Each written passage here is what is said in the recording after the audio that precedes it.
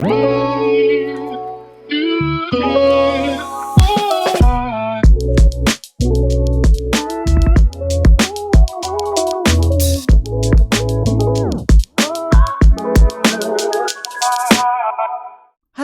and welcome to Real Menopause Talk.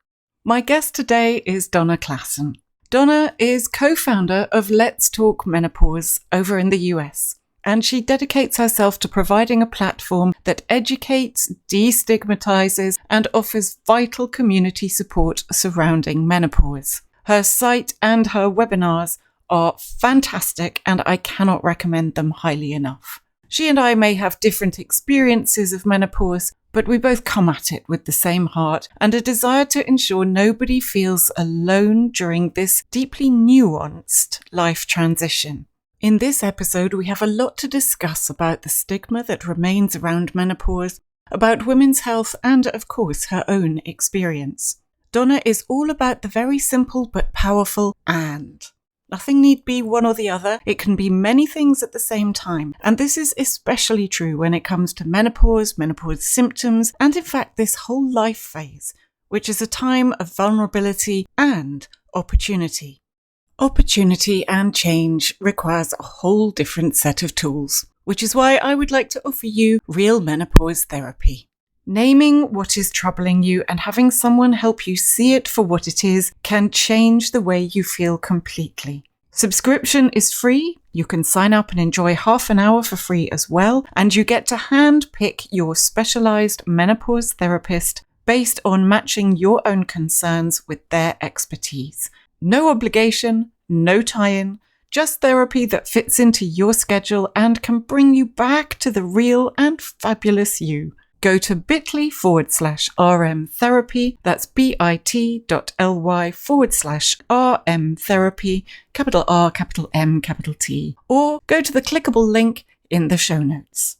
And now, the moment you've been waiting for, Donna Klassen.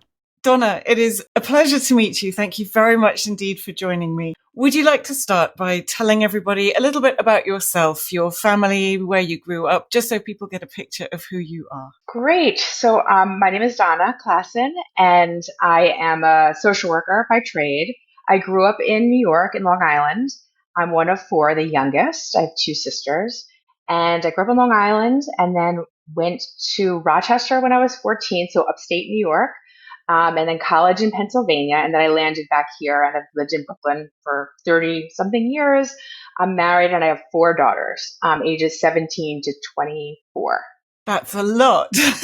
I've only got two, 17 to 12, or 17 and 12. But yes, how wonderful. And do they appreciate what you do? I think that they do. They certainly do now. They're incredibly proud of the work that I've been doing to raise awareness about menopause and the whole menopause transition. And I know that they will be very happy when their menopause experience is different from the millions of women right now who are not getting the care or the information that they need. So they are very proud. I'm sure they are. And yes, we will get onto that, how the future generations are going to handle perimenopause, menopause in all its forms. But for you, how was it? As I understand it, you had surgical menopause, which needs far more attention than it tends to get. How prepared were you and how was it? So I would say that I was probably a little bit more prepared than most because of my work doing reproductive mental health. So prior to starting Let's Talk Menopause, I was working in a day program, a day hospital for pregnant and postpartum women experiencing acute symptoms of depression and anxiety. And so certainly I have an understanding of the mental health impact that these hormonal transitions, happen. Both my mother and my sister had surgical menopause as well. And one of the stories that I tell is that the word menopause was never mentioned in my house. But my father did drive me to school one day, which was unusual. And he told me to make sure that I was nice to my mother during that time because she was having surgery and having her ovaries out and having a full hysterectomy, actually. Although he never said hysterectomy, it just wasn't it wasn't said that way. Sort of, I knew it. And I know that my mother was more emotional. And my sister actually never told us that she had a hysterectomy, which I thought was so surprising and just so interesting, right? That she didn't feel like she could share that with us. And my experience has been to move into a completely different direction, and I've become much more open. Clearly, I've told my story multiple times. It's on the website. People can read about it, and I've fully embraced the experience. It was different, although I was 52, so I was experiencing a lot of perimenopause symptoms, including some brain fog, fatigue, increased irritability, and some joint pain. I think joint pain was probably one of the perimenopause symptoms that I had a lot of. And then I had my ovaries out 1 week prior to a double mastectomy, and I immediately had hot flashes throughout the day. Not able to even count them. I mean, there were so many.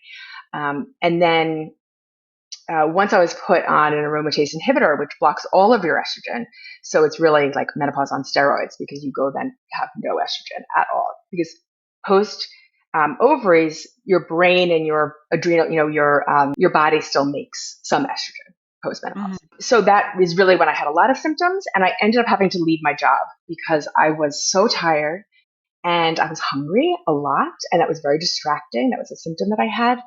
And I gained a lot of weight, about 20 pounds probably 10 pounds in the first year and another 10 pounds in the second year.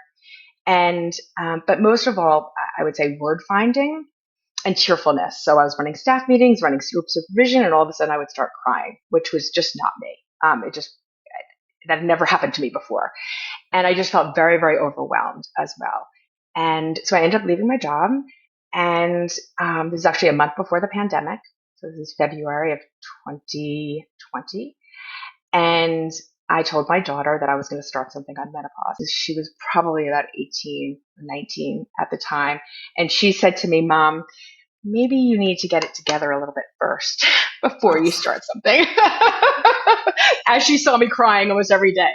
And so I did. And then the idea, and I've always been somebody who thinks about what needs to happen. I'm an activist. I'm an organizer in addition to being a therapist. And I just sort of put myself out there. And I think that's really what people need to do, is own it. Own what's going on, not be afraid of it, fully embrace it as this is a stage of life. And you may have some symptoms, and you may have a little bit, and you may have a lot. And there's treatment, and you can get better. And there's multiple things that you can do. It's not just one thing. Has your sister spoken to you since about why she chose not to talk to you about her hysterectomy? I think that she felt embarrassed. And I think that she didn't want people to see her as less of a woman, which is what I think happens to people. I think that this marks a time of the end of your reproductive years. And I think for many of us, for many people, it can be feared, and it can, mean like a loss of who you are as a woman, right? So we've talked since about it. So I'm hoping that, people like her will embrace it and do it differently. Because I don't think I think the more you talk about it and the more you put it out there, the easier the transition is. Well, normalizing it was certainly part of the reason that I started this podcast as well. I'm sure with you, the vast majority of people I know, and even who I've interviewed, none of us had any idea what was happening to us when we were in perimenopause, and had to do some detective work ourselves and work out, and still continue to work out how to manage symptoms. And then with surgical menopause, again, so many women haven't been informed as to what is going to happen to them or how they might feel afterwards, and the impact and the sudden onset of menopause. Yeah. And then around that, there is the lack of talking. In some areas, it is still a taboo subject, and people have every right to be personal and have boundaries around it. But being able to talk about it freely is really the top goal. So yes, I hope very much that anyone going to have a hysterectomy is comfortable with sharing that. It doesn't mean they are any less of a woman or a human, and they need support. I agree. What did you do to look after yourself afterwards? How did you manage your symptoms? So I was lucky because I was working with reproductive psychiatrists, some of the best in the United States. And I remember one of them turned to me and she said, we were in the kitchen and I was trying to figure out what to eat. And I was just very confused about what to do next which was not like me. And she just sort of put her hand on my shoulder and she's like, Donna, she's like, are you okay? And I was like, no, Liz, I'm not okay. And so she reminded me that I was getting my care through Mount Sinai and that they had psychiatrists there. And so I started seeing a psychiatrist and going on medication, gabapentin. That helps with hot flashes because I can't take hormone therapy, so gabapentin to sleep because my sleep was broken, and so as we know, sleep is everything. It affects so much of it affects everything, right? It affects your ability to function, it affects mental health, your energy levels, your cognitive functioning, and Pristique, which is it's an SNRI, which also it's a form of effexor, which helps with some of the hot flashes so well, and really helped with the irritability, I will say. And really helped with the mood stabilization. And I had not been on antidepressants before, so no prior history. And so I went on it, and it was, for me, the perfect thing to do. I left this very stressful job, and I restarted my private practice, so I had more time and I had less stress. I went to physical therapy, and it was a little bit difficult during the pandemic, but I did have some residual shoulder issues because of the surgery. And so I started doing online. Actually, I had this wonderful physical therapist who did therapy, who did medical yoga with me. Then I started doing Pilates. And so, just really taking better care of myself. During those years where I was at the Motherhood Center, I really was more outward, facing and really not balancing, taking care of myself with work. Women's reproductive health in general needs more attention as well, I feel, than it currently gets, certainly here in the UK. Was menopause part of that? You mean part of it at the Motherhood Center? Yeah. So interestingly, no. And I've been actually thinking a lot about that lately because, one of the things that we know is that women, the hormone shifts are really what cause a lot of the increased anxiety and mental health symptoms. And that's why, the onset of the period, women are vulnerable. And then, the period, so the last week, week or two prior, and that's when the hormone levels fluctuate. They go up and down, the estrogen levels. And so we know a lot more now about postpartum depression and anxiety. Still, there's a long way to go there. And yet what we don't know is that perimenopause is that third window of vulnerability, that some women are just more susceptible to those changes in those hormone shifts. For me, I didn't have any of those experiences during those first two phases, but I did during that last phase. So it's important to note your history, right? So if you have a history of that, that's certainly you're at more risk. And you can also be at risk if you don't. And it looks different. And people don't know sometimes, like the irritability, people don't know that's a symptom. And oftentimes what happens is, you get irritable and then you think like, oh my gosh, I'm such a bad person. What's wrong with me? I've never been like this. I'm so mad at my partner, my kids. I don't want to be around them anymore. And then they think that that's them instead of thinking of it as a symptom. And the mental health side of it, so understanding anxiety and panic attacks, even depression, is often, or the depth of the symptoms, the depth of the anxiety is often very, very underrated. Recently here, we had new NICE guidelines come out that included CBT, which I think is wonderful. And many of us think is a great addition to anybody's toolbox, particularly in this period of life.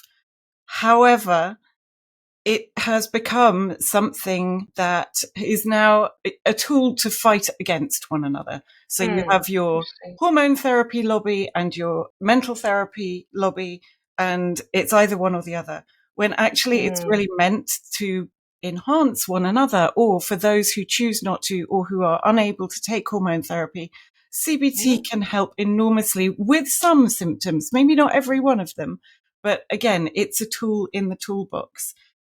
Do you have the same, this party versus this party in the States, and what is the approach to mental health? So interesting. So you all are way ahead of us. We're not there in any way. And I will say, just to sort of reflect on what's going on there, I did not know that. And I'm so impressed that that's part of the guidelines. I think that's amazing.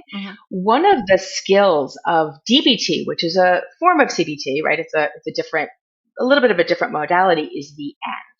that two things could be true or three things could be true at once, right? Right. And so I wonder if that's a way to sort of, include the end. It's an and, it's not an or, right?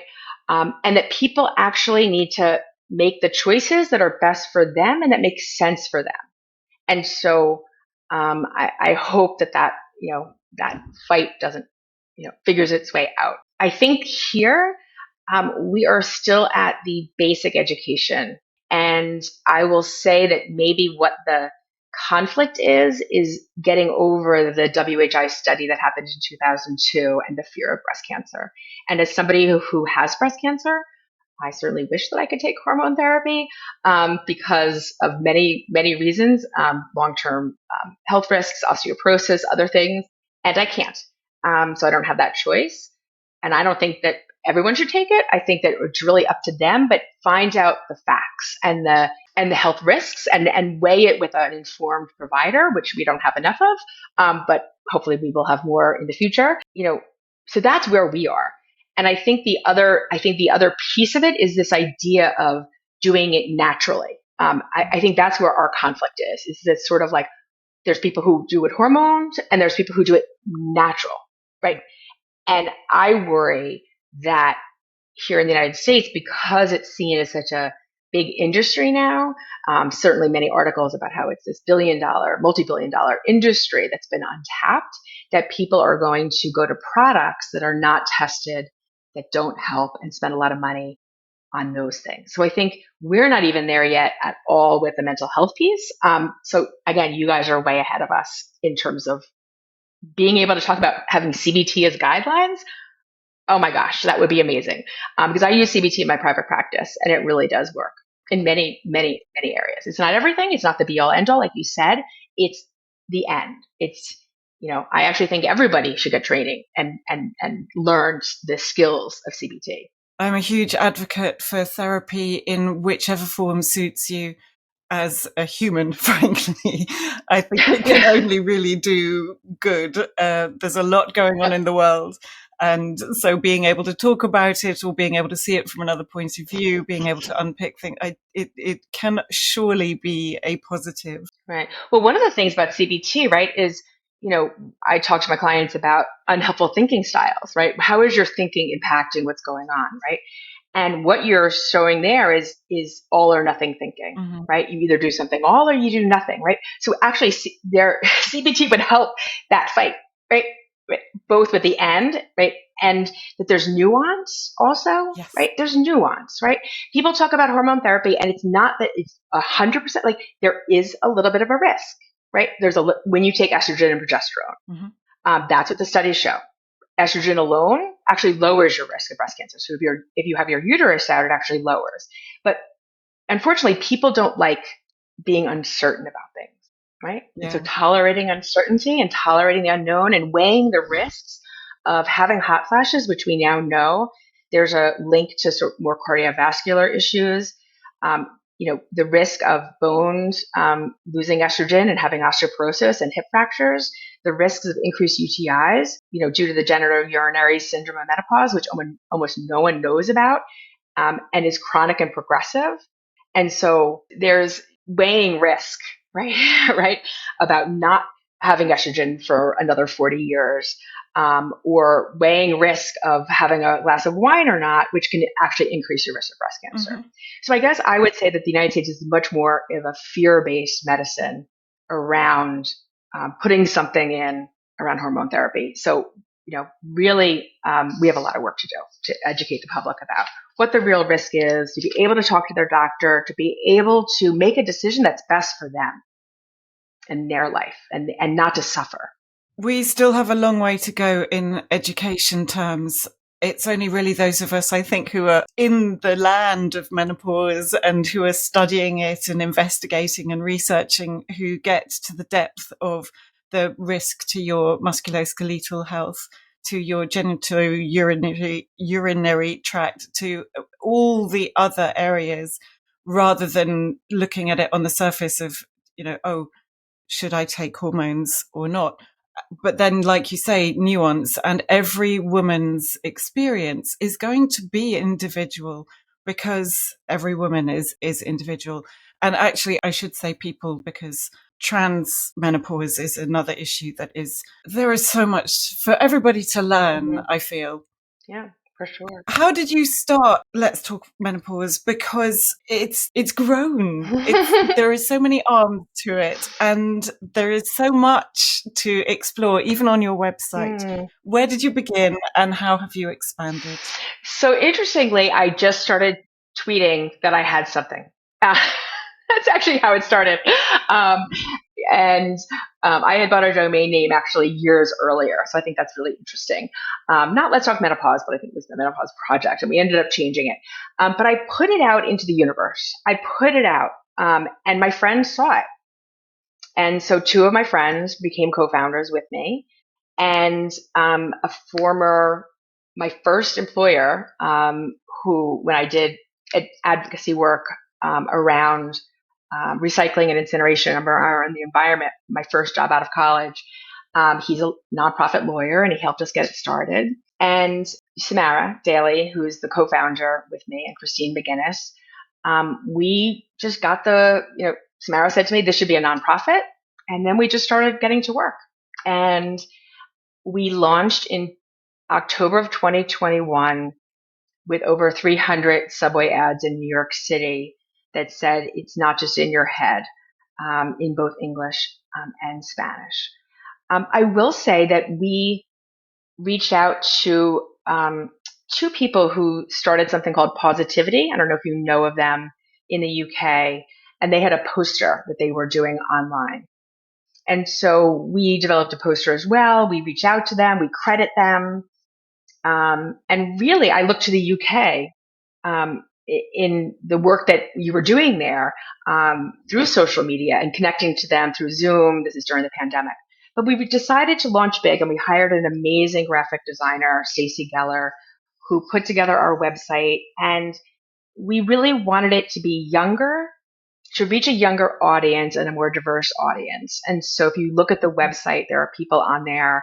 And the idea is that people could see themselves in there, that they can, we had different shapes, different ages, different colors, different, right? Like you can see yourself in there, and bold. Because I think that one of the things is that we wanted to be seen and bold. And so we went big. I think that's what people said to me. Like, they're like, if you're going to do this, go big. And I do think that having gone through menopause and having that experience made me a lot less afraid of going big. Because I think I used to worry about, well, I can't put myself out there. I'm a therapist. And what do my clients know? What if this? Or, and just sort of worrying about that piece or any sort of somehow like unknown repercussions about going online and doing that. And so I just decided I'm just going to, go big. Having my story on the website for the first time, I think, was the scariest thing for me, because I shared my story and I was vulnerable. And the more I do it, the easier it gets. So thank you. I mean, that's amazing to hear. But I do think that, with our messaging, and I wanted our messaging to be that you're not alone. You deserve better, and we can change this. Why do you think it is that it's our generation that are so keen to change it? And with that, go bold.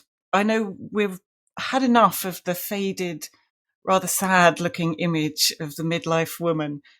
So why are we now the ones to step up? It's really interesting. I've thought a lot about it, and I don't know if I have the answer.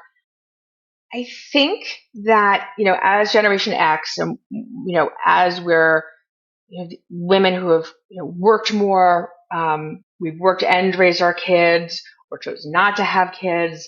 And we grew up in a way that, we did have a lot more confidence than our mothers, I believe. I know I do. And so I think that's part of it, being the sort of generation that really, I know I was told, like, you're going to go to college. There's no choice. You're going to get an education. You're going to work. You're not just going to have this one role that you don't have a choice in.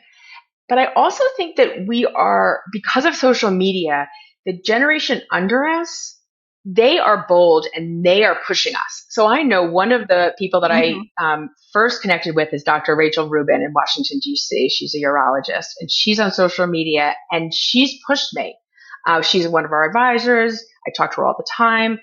And she is constantly like, she's posting, she's putting things out there. And I think they're giving us permission to do that. Mhm. So we're sort of straddled where we're sort of like, oh my gosh, I don't know. Should I do this? And then I see somebody younger than me doing it. And I'm like, wait a second, like, we're going to do this. We're going to lead the charge. Yeah, and I love that. I really do, because I think that they're looking to us just as we might have looked to the generations who preceded us. And we can learn from them as much, which is something I think is really wonderful. I know I learn a lot from my daughters and their friends, and the interchange of information is going to be really helpful along the way.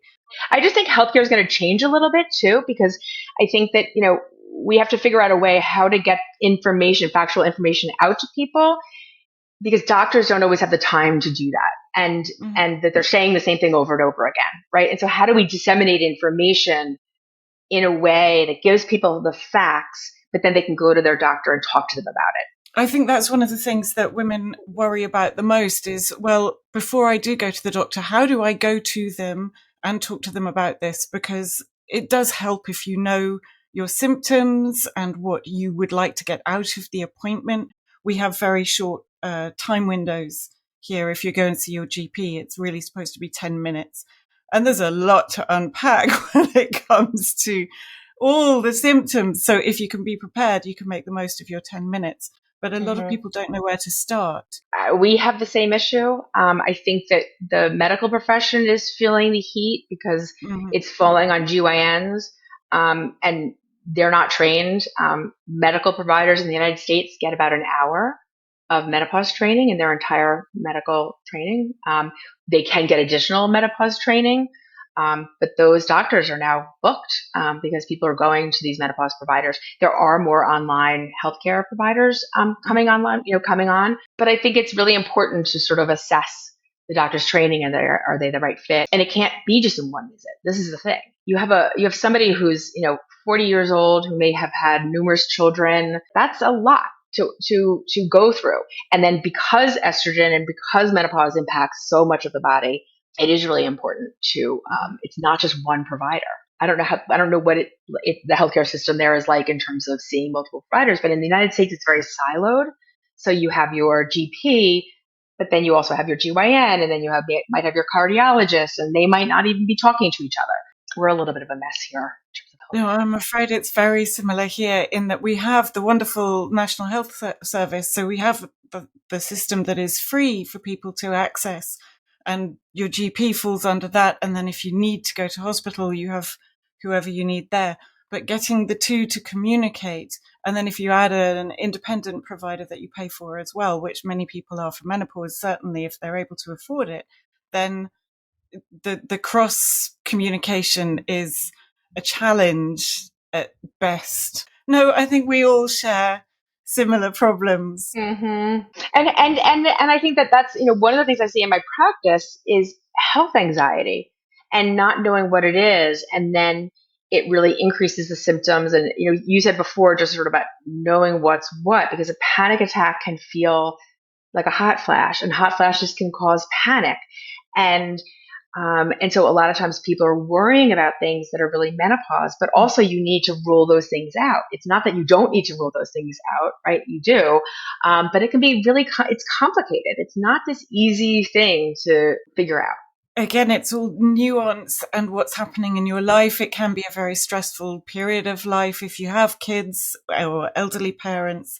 Work stresses. The world at the moment is a stressful place. So could it be burnout? Could it be stress? Could it be menopause? And not ruling out something that could be significant, but equally feeling a little bit lighter about something that then doesn't turn out to be a heart attack. It is just heart palpitations. Right. And I say just, they're horrible. But if you know what it is, it's, I see words are falling out of my head as we speak. This has got worse. That's a symptom. Yeah. But you just did what I do as well. You just say it. You just say, "Oh, I'm having trouble finding that word." Right? That is CBT. It's sort of just like, "Oh, that's what's happening right now." It's just acknowledging it. Yes. Right? And it happens to us. It happens to me all the time. And sometimes I'm like, some things will come out of my mouth and I'm like, how did I remember that? And then the next minute I can't remember a basic word. That's such a relief to So hear. bizarre. It really is, because I do sit here and think, oh, these people must think I'm a fool. But yeah, words and they're there somewhere. They will appear later on tonight. That's right. When you're more relaxed, Yes. right? When you feel less stress about it, right? So it's like that. It's that beating yourself up, Mm-hmm. right? And I'm not a hokey therapist at all. I'm one of those like not, and I used to hate the word self compassion because I just was like, oh, that just sounds so like weird and like not. But really, what it is, it's like, oh, I'm having a hard time right now, or like, oh, I'm having trouble finding words. That's frustrating. Mm-hmm. That's being like just that. It's not like, oh my gosh, I feel sorry. It's just like acknowledging it and just saying like, oh, I'm having a hard time. Oh, I don't feel that great today. It's not a great day. That's self compassion. Yeah. And I'm running a support group at NYU, not the hospital, but the school. And it's amazing because I think word finding is one of the symptoms that people talk about a lot Mm-hmm. there. People feel less capable, just sort of like what was happening, what you say to yourself, right? And what you say to yourself matters. And that's what CBT is. It's just sort of noticing what you say to yourself, right? And just tweaking it a little bit. A lot of times people say CBT is like challenging those Mm-hmm. thoughts. I see it more as like noticing them and deciding kind of not to pay as much attention to them. Like, oh, there's that thought again, right? And then saying like, oh, wow, I'm being really hard on myself. You're being hard on yourself about that. Mm-hmm. Like, you've been amazing, right? CBT is like everything. It's like, it's just how we talk to ourselves. And women in particular, we're so hard on ourselves and we don't need to. Being able to give yourself a break just for the Yeah, tiniest thing. And yes, exactly what you've explained. That is yeah, a gift to so many women. it It really really is. is.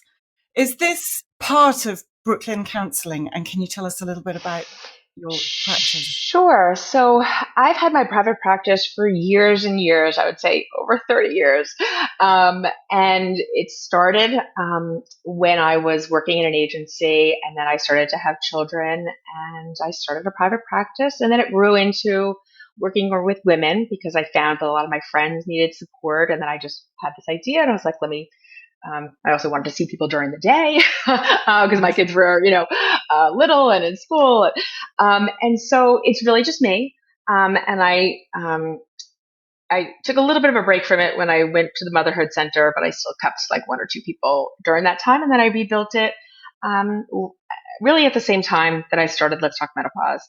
And I see a variety of women from fertility, pregnancy, postpartum, and I do see a lot of women in menopause. Um, and it's really helped me. I always have found that I learn from people and I grow from their experiences and understanding that, the differences and how, and what works and what doesn't work, and knowing that like what works for somebody might not work for somebody else. So I am an end person. Some people are really adamant against medication and sometimes they need it. And sometimes skills are not enough. And sometimes after 3 months, 4 months, I'm like, okay, so, what's this fight about? Like, why wouldn't you make it a little bit easier for yourself, or why not try it? I would just like people to have a little bit more of an open mind about everything. CBT, medication, hormones, like, right? Again, it doesn't have to be all or nothing. It doesn't have to be one thing or it can be an end. There's choices. And I actually would say that CBT is the number one because it actually teaches you that you have choices, that it's not that all or nothing thinking. Women need choice. Yeah, you need choices and you need to be open minded about it. And sometimes tolerating some things that might be difficult for you. So my private practice is small. With it, I'm running this support group and learning a lot. I always have ideas about doing more and training professionals, and because not only do we need to train doctors, physicians, nurses, we need to train psychiatrists, social workers, mental health counselors, physical therapists, occupational.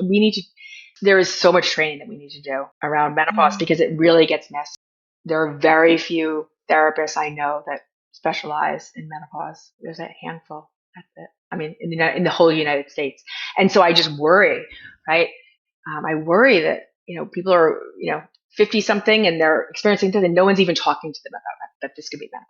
That's happening all over. One of the things that has come up repeatedly in these interviews as well is the way that perimenopause has the ability to shine the light on everything that you haven't dealt with in your life, even if you think you have, and maybe you have done some work and some of it has resolved. Those little tails are going to come back, and it now is a really good time to address whatever it is that might be concerning you. That's a really good point. Well, I see it as this is a time of vulnerability and a time of opportunity. Yes. Because often in a crisis, right, there's an opportunity to shift and change. And I have definitely seen that with my menopausal clients, that it has been a really intense process because they came to me highly symptomatic, not knowing what was going on. And it's hard to know. And sometimes that wanting to know what it is gets in the way of actually getting better. Because it's like, is this menopause? Is this hormones? Is this the pandemic? Is this my kids leaving? Yes, yes, yes, yes. Right. And what do we do now? So where would you start if somebody is feeling all of those things and they're trying to unpick what is it and how do I move forwards? Where would you start? Would you go straight away onto the medication to take the edge off, or would you go in from a different angle? Well, I really think that really depends on the client and where they're at. I mean, if somebody is not functioning and they have neurovegetative symptoms, which is like they're not sleeping or eating, then of course you have to go to medication because that your brain actually should not stay in that state. It needs to be pulled out. But where I really start is just basic skills, how to cope in the moment, right? So if somebody's having a lot of hot flashes and they're really distressed by them and they don't know what they are, I'll do basic education about that. But also I match physical to physical, right? So we start with like the physical coping skills. So, when you're hot, splashing cold water on your face, going outside, having a bag of ice, and labeling what you're experiencing, right? So like I'm having a hot flash right now. Labeling is actually a really important skill that people don't know. It's like, oh, I'm having an anxious thought that I have a terrible disease. I have an anxious thought that this is going to last forever. I'm never going to feel like myself again. And so labeling those as thoughts instead of who you are, right? So feelings are not facts. They're not who you are. So like you feel embarrassed, right? Maybe about not finding a word. You're not an embarrassing person.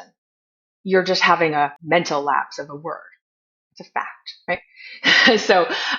So really I start where they are and what they need. And I will refer to other providers if I need, a psychiatrist, mental health psychiatrist or nurse practitioner, to a, menopause provider, so that we can then coordinate. But, people pay out of pocket for me. I send claims for people. They get, hopefully get reimbursed because I have this expertise, because this is how I earn my living, right? But I wish that everyone had access to a menopause-informed therapist as well, because I do think that having someone like that to help navigate the system, right, about what is anxiety, what is help, what do you, what's going on. And I will say that one of the best skills is just saying like, oh, I'm having trouble with that word. And I know I used it on myself. So in the beginning, when I was having a ton of hot flashes, I would sort of just, I'd be at dinner. And one of the things about hot flashes, for me at least, is I had to move. It just like was so uncomfortable that I had to get up out of my chair. And so it was during the pandemic. And my kids were like, yeah, Mom, we know you're having another hot flash. Like, woe is you, And I would just kind of be agitated by my hot flashes. You know what I mean? I was sort of like, oh, like this is so annoying and frustrating, And so finally I was like, okay, my kids are getting sick of me. I'm kind of getting sick of myself, right? And I just said like, okay, I'm having a hot flash right now, like in a more neutral tone. I know what this is and it's going to pass. And I just told my kids like, you know what? I got to get up for a minute. I got to go outside and then I'm going to come back and I'm fine. But I didn't like moan and groan about it anymore. And that really actually helped. So in some ways I just like owned my symptoms. I just like accept. So radical acceptance is another skill, right? So this is going to happen to you. You're a woman, you're like you are going to go through menopause. Are you going to have a lot of symptoms? I don't know. Right? But you may. But it's going to happen. You're going to get older. You're going to go through this phase of life. You're not going to look the same, right? You're not going to go back to being 25. And unfortunately, our society like wants us to look like we did when we were 30. And that's just not going to happen. And so if you accept that, right?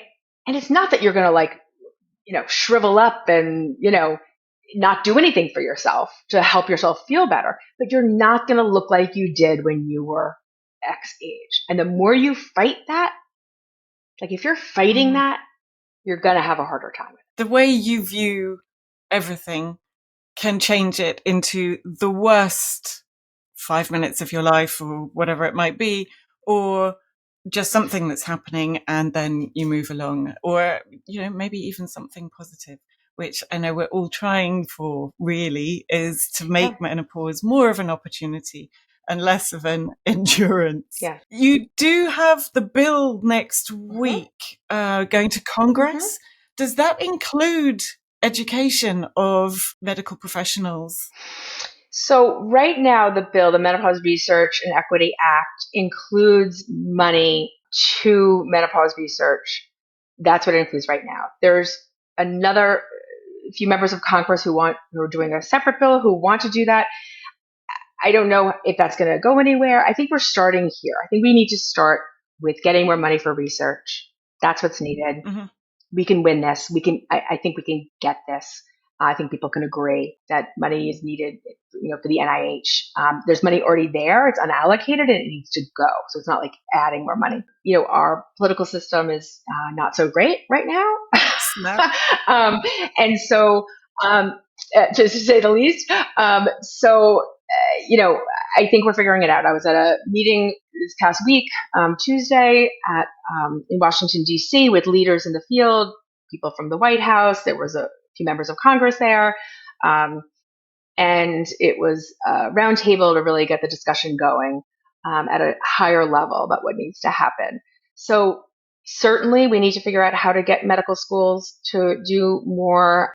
And we need to figure out, to get some of the treatments covered. I mean, you are way ahead there in terms of hormone therapy being covered by insurance and maybe even not needing a prescription, but we are not there in any way. So we have a really long way to go. Finally, Donna, what is the greatest lesson that menopause has taught you that you would like to share with other women? So I would say to go big, own it and embrace it. And this does not mean that you don't get help, right? Like, so when I was talking before about hot flashes, it's in the moment acceptance. And it doesn't mean like, oh my gosh, I'm not going to do anything for my hot flashes. I'm not going to suffer, right? But owning it means like embracing it, figuring it out, tackle it. Don't be afraid of it. Advocate for yourself because you deserve to feel good in life. That's wonderful. And I agree. Go big is brilliant advice.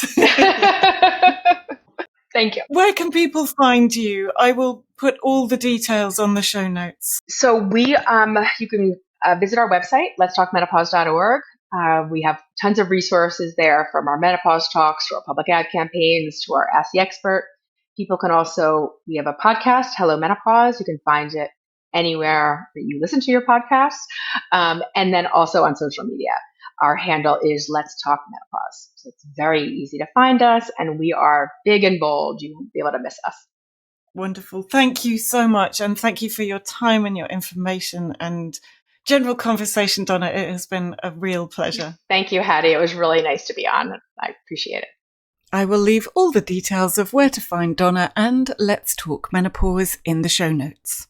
At the time of release, you can still fill out a form on their website that allows you to write directly to your member of Congress if you live in the US. The Menopause Research and Equity Act 2023 needs all the signatures you can get, so I will leave it as a clickable link to make it as simple as possible.